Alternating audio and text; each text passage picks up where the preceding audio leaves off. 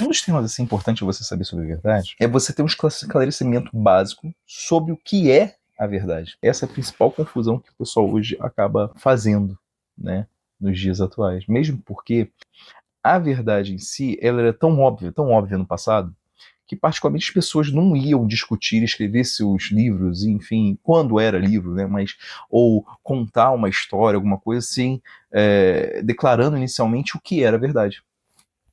Não era feito isso. Isso, lógico que não tinha necessidade de se fazer. Ou seja, saber a verdade de algum jeito era uma coisa óbvia, né?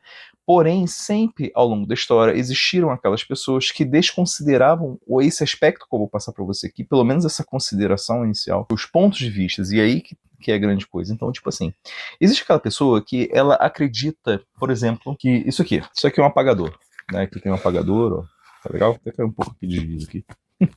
Mas enfim, aqui tem um apagador, tá? O que acontece? Existem pessoas que vão falar, cara, esse objeto aqui é um apagador. Porém, existe um pequeno número de pessoas que falam, não, isso aqui não é um apagador, isso aqui é um carro, por exemplo. Eu sei, cara, que doideira. Por que aquela pessoa tá falando que isso aqui é um carro? Cara, entenda o seguinte, cada indivíduo é diferente. E por ser diferente, a forma de pensar é diferente. Talvez ele realmente esteja enxergando o carro, mas isso não é o carro, isso é um apagador. Você entende isso, né? O apagador vai lá e apaga um quadro. E por que eu tô falando isso? Em geral, as pessoas ao nosso entorno, a maioria consegue constatar que isso é um apagador, mas talvez a outra não consiga ver. Ou ela, por querer discordar de você, ou por querer enganar outras pessoas, por algum motivo, o qual desconhecemos, ela pode falar que isso aqui é um carro. Doideira, né? Mas sim, esse caso existe. E por que eu tô falando isso? O apagador, tá? Eu enxergo isso aqui como apagador e possivelmente você também, tá bom? Então, esse apagador aqui, tá? Aqui tá cheio de giz aqui dentro. Então, esse apagador aqui, ele é um objeto. E eu sou um sujeito, certo? Você é um outro sujeito. Nós, como sujeitos, estamos reconhecendo esse apagador, que é um objeto. Então, se eu falo que isso aqui é um apagador, e você também fala que isso aqui é um apagador, nós, como sujeitos, vamos reconhecer esse objeto. Então, lembra da aula de português? Quando, olha, você tem o sujeito e você tem o objeto. Era essa a ideia da aula. Embora quando você vai estudar lá no primeiro, segundo, na realidade no segundo grau, né? Mas quando você vai estudar no colégio, o porquê de estudar a classificação, né? A sintaxe da frase entre sujeito e objeto é com essa intenção. Só que a gente vai lá e basicamente executa aquilo como um processo matemático e acaba não entendendo o porquê daquilo. E você acha, nossa, coisa idiota. Não, não é idiota. Ali estava de algum jeito já representando já esse aspecto sobre o que seria a verdade. Essa preocupação que surge lá no passado. E aí o que acontece? Quando eu falo que esse objeto aqui ele é um apagador, e você constata que isso aqui é um apagador, e nós falamos que isso é um apagador, o que nós estamos falando? Estamos falando do objeto. Então isso aqui é a verdade objetiva, ou seja, referente ao objeto. Ou seja, não é o que eu acho, não é o que você acha, é o que nós constatamos em conjunto, que isso é um apagador. Então isso é uma verdade objetiva. Ok, agora quando eu falo, não, isso é um carro, mas não é. E aí eu acho que a minha opinião é mais importante do que todo mundo constata que isso aqui é um apagador. O que isso aqui é? Isso se torna uma verdade subjetiva, ou seja, do sujeito. E quando temos um sujeito que acha que a sua opinião é mais importante do que todos os outros que constatam que isso é um apagador, o que acontece? Uma grande confusão. Porque se esse sujeito é aquele que tem o poder nas mãos, de alguma forma, e isso ao longo da história a gente observa de N maneiras, né? Se esse sujeito ele acredita que a sua verdade é mais importante do que todos os outros que estão em torno dele, ele vai fazer caca, vai fazer merda. Então, a verdade subjetiva está relacionada ao sujeito. Se está relacionado ao sujeito, ela não está sendo considerada. Eu não sei exatamente o que você está pensando agora, mas quando eu descobri isso, um desses pontos, né, um desses princípios, dessas observações que eu tenho feito, eu falei, cara, peraí, tem algo de errado aqui.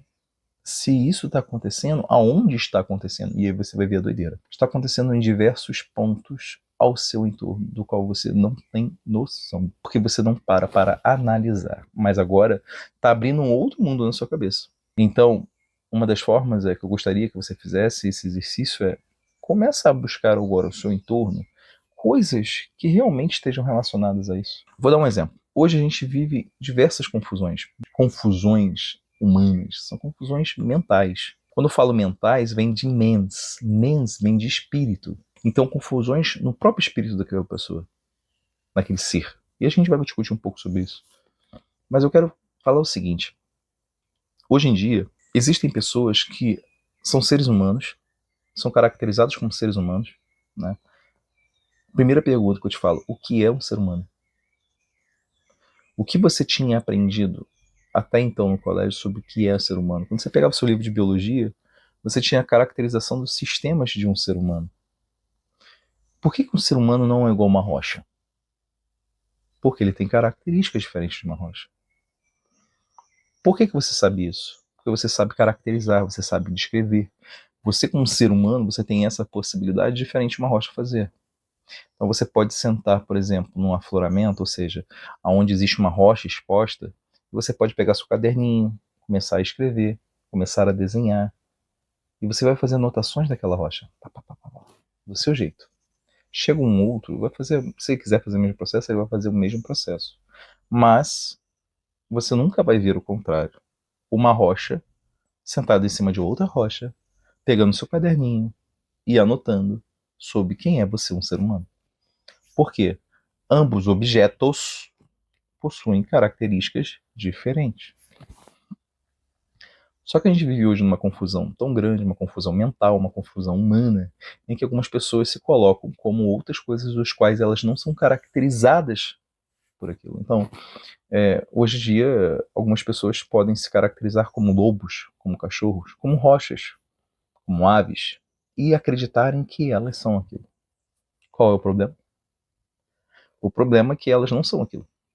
Mas elas querem convencer você de que elas são aquilo.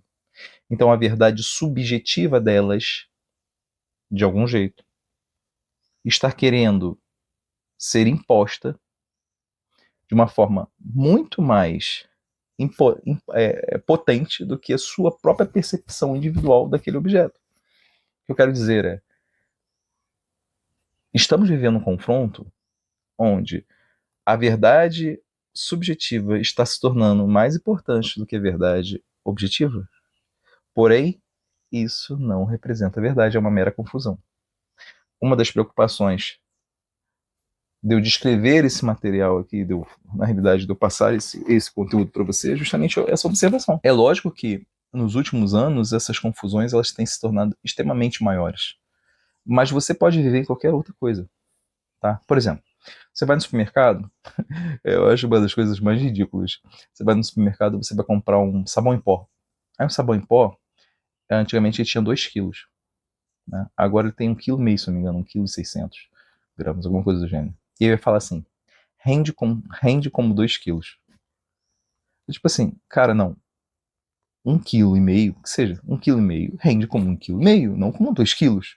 Ou seja, eles estão enganando você falando que o objeto que você está observando não é daquele jeito. Quem é o sujeito que fez aquilo por trás? A empresa e os marqueteiros que estão ali por trás. Então, a linguagem em si apresentada é uma linguagem de convencimento de algo que não é sobre aquele objeto. Então, a gente, quando fala que a gente está circundado por isso, é em qualquer lugar. Porque é a forma de falar algo, estão expressando algo para você, como para mim também. E que se a gente não investigar sobre de fato o que é verdade, ter essas percepções anteriores sobre o que é verdade, você não vai conseguir entender o mundo que você está vivendo. Então o mundo ele vai se tornar muito confuso, muito difícil, um mundo muito caótico. E para você conseguir viver nesse mundo, vai ser extremamente complicado, como para mim também era até descobrir esse ponto sobre o que é a verdade em si, né? Ou pelo menos esses valores, esses princípios que eu estou tentando passar para você, tá? É isso aí. Bom, essa aqui é a segunda aula desse projeto Como Eu Sei Que Eu Estou Certo, tá? Já foi a primeira, espero que você tenha visto. Se você não viu, por favor, vai lá para as ideias se conectarem, tá bom? Existe uma conexão entre essas 3 aulas. Então, assista a primeira se você não viu, essa aqui é a segunda, vamos para a terceira.